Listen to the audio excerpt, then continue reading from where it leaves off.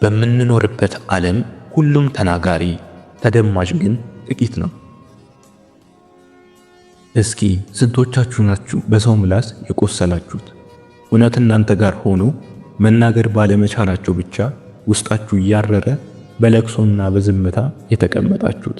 ስንቶቻችሁ ናችሁ ዕውቀት ኖራችሁ መግለጽና መናገር ባለመቻላችሁ ምክንያት እንደ አላዋቂ ታያችሁት?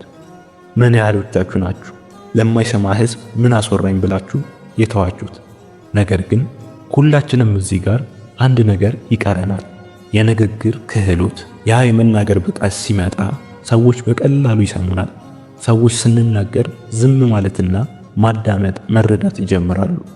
ትክክለኛ ተናጋሪ ሲመጣ ዓለም ዝም ትላለች። በዛሬ ቪዲዮአችን ሰዎችን ስታወሩ ዝም እንዲሉና አድማጭ እንዲሆኑ የዓለምን ሕዝብ እጅ ካፍ ያስጫኑ የጎበዝ ተናጋሪዎችን 8 ዘዴዎች ይዘንላችሁ ቀርበናል። በእነዚህ ዘዴዎች ጠላቶቻችሁ ሳይቀር እንዲያጨበጭብላችሁ የሚያደርጉ ተሞክረው የተረጋገጡ ናቸው። ከአንድ ታሪክ እንጀምር። በአንድ ሕዝብ በበዛበት ከተማ የሚኖር አንድ ልጅ ነበረ። ልጁ ከሕፃንነቱ ጀምሮ ቤተሰቦቹ እየተቆጡት ያደገ ልጅ ነበር። ሰው ሲያወራ ጣልቃ አትግባ፣ ሰውን ቀና ብለህ አትናገር የሚሉ ሐሳቦች እሱ ጋር ከመጠን በላይ አድገው ወደ ፍርሃትነት ተቀይረውበታል። ክፍል ውስጥ ሳይቀር የሚሰጣቸውን አሳይመንትና ፕሬዘንቴሽን ተማሪዎችና አስተማሪዎች ፊት መቆም እስከማይችል ድረስ በተጽዕኖ ተይዟል። በእርግጥ ይሄ በሀገራችን የ90% ሰው ችግር ነው። ሰው ሁሉ በፍርሃት ማነቆ ውስጥ ነው።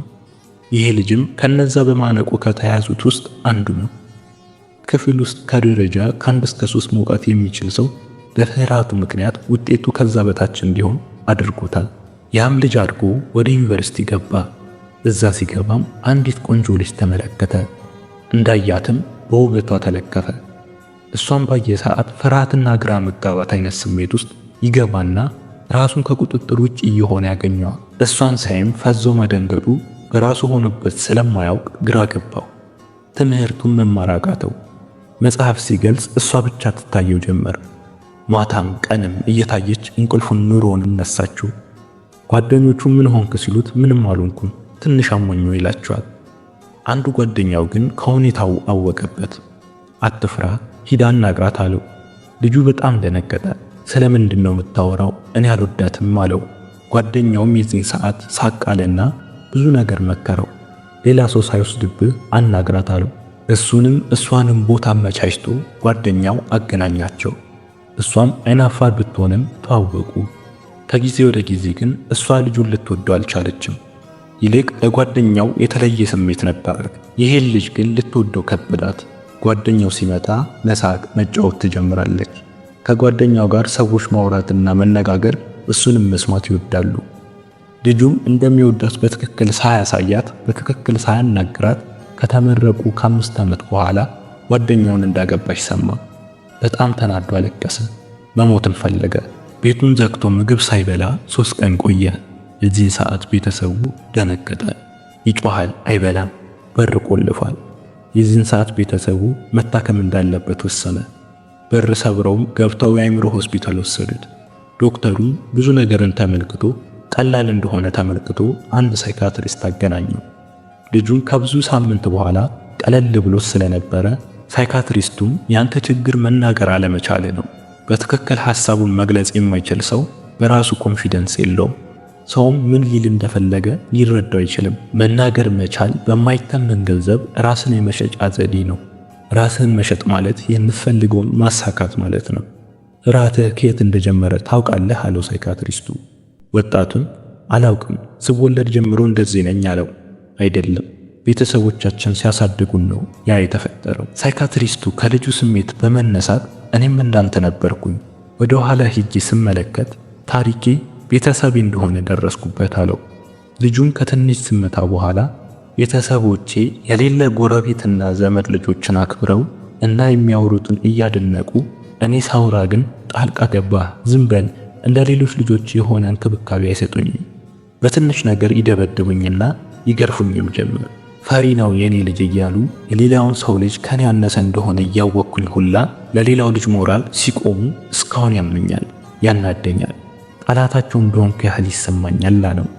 ሳይኮሎጂስቱን ደስ አለው። አሁን ይህንን አክመ ራስን አድነ ሰዎች ሁሉ አንተን እንዲሰሙ ማድረግና አንተም ተናጋሪነትን አረጋግጠ ከጥቂት ተናጋሪዎችና ተሰሚዎች ውስጥ መመደብ ከፈለግ እና ይህንንም ማሳካት ከፈለግ እነዚህን 8 ዘዴዎች መጠቀም ይኖርብሃል። ፍላጎቴ ነው ንገረኝ አለው።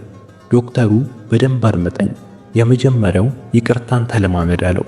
መጀመሪያ ያለመናገርህን ምክንያት ፈልገህ አግኝም። በምን ምክንያት ነው እንደዚህ የሆንኩት በል። ያን ነገር ስታገኘው ይቅርታን አድርግ። ቅድም ያንተ ያለመናገር ምክንያትህ ቤተሰቦች ናቸው። ስለዚህ በግልህ በዛ እየተናደዱ መቆየት ሳይሆን ይቅር ብለህ ወደ ተሻለው ሐሳብ መሄድ ነው። የዛን ሰዓት የተደበቀውና የተኮረኮመው ማንነትህ መምጣት ቀና ማለት ይጀምራል። ይህንን ካደረግኩ በኋላ ሌላው ሁሉ ቀላል ይሆናል። ሁለተኛው ለ10 ቀን በተከታታይ 3 ደቂቃ በየቀኑ የራስህን ድምፅ ሪከርድ ታደርጋለህ፣ ትሰማዋለህ። በየቀኑ ይህንን ስታደርግ ጥሩ ለውጥ ታመጣለህ አለው። ወጣቱም ምን ያደርግልኛል የራስህን ድምፅ መስማት አለው። ዶክተሩም ሰው ራሱን የሚወድ ይመስላል እንጂ ራሱን በጣም የሚጠላ ፍጥረት ነው። የሚገርምህ ድምፅህን በጣም ትጠላዋለህ፣ መልሰ መስማት አትፈልግም። ስለዚህ የመጀመሪያው ነገር ድምፅህን ከአይምሮህ ማስማማት ነው። ተናጋሪ መሆን ከፈለግ ተናጋሪ መሆን የምትችለው በመናገር ብቻ ነው። በ10 ቀን ውስጥ አስደናቂ ለውጥ በራስህ ትመለከታለህ። ከዛሬ ጀምረህ ሞክረው። ሶስተኛው ደግሞ ስታወራ ቆም እያረክ አውራ። ሲያወሩ እና እያሉ ማውራትህን ትተህ ወሬ መሃል ላይ ዝምታዎችን ተጠቀም። ሌሎች ድምጾችን እያስገቡ መቆየት ተጠራጣሪና በራሱ የማይተማመን ነው ብሎ በሰዎች አይምሮ ውስጥ ያስብላል። ክብርን፣ ተጽዕኖ ፈጣሪነትን፣ ተሰሚነትን ያሳጣሃል። ሌላው ደግሞ ያን ድምጽ በምታወጣበት ሰዓት ሰዎች ስላንተ እንዲያስቡ እድል ትሰጣቸዋለህ። ይሄ ደግሞ አንተ ቀጥሎ ልትለው ስላሰብከው ነገር እንዲገምቱ ያደርጋቸው። ያ ደግሞ ሰዎች አንተን በጉጉት እንዲሰሙ ያደርጋቸው። ስለዚህ አላስፈላጊ ድምጾች ፋንታ ዝምታን አስገባ። አራተኛው ደግሞ በደንብ አንብብ፣ በደንብ ጻፍ። ይህንን ስታደርግ በደንብ ታወራለህ።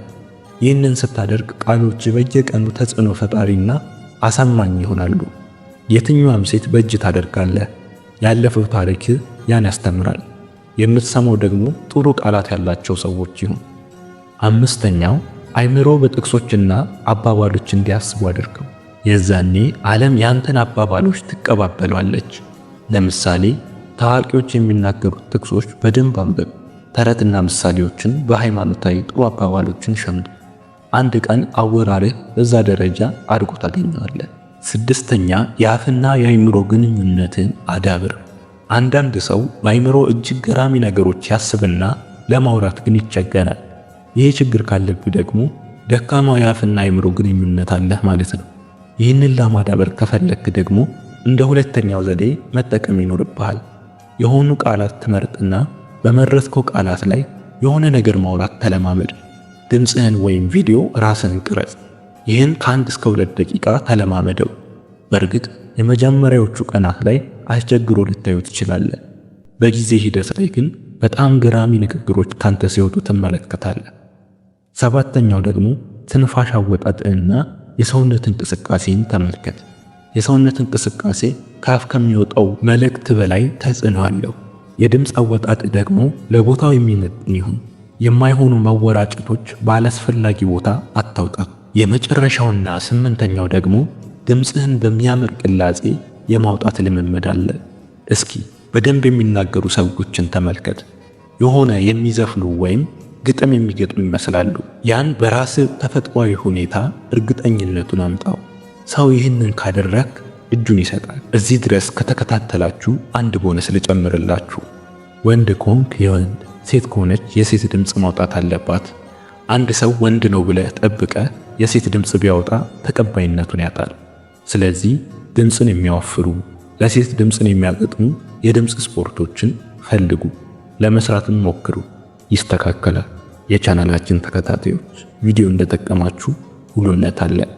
በቀጣይ የተሻለ ቪዲዮ ይዘን ስለምንመጣ ላይክ እና ሰብስክራይብ እንዲሁም ሼር በማድረግ አብሮነታችሁን አሳዩ። መልካም ጊዜ፣ ጥሩ ህይወት ለፍጥረታት ሁሉ እንዲሆን እንመኛለን። ከኤሊሁስ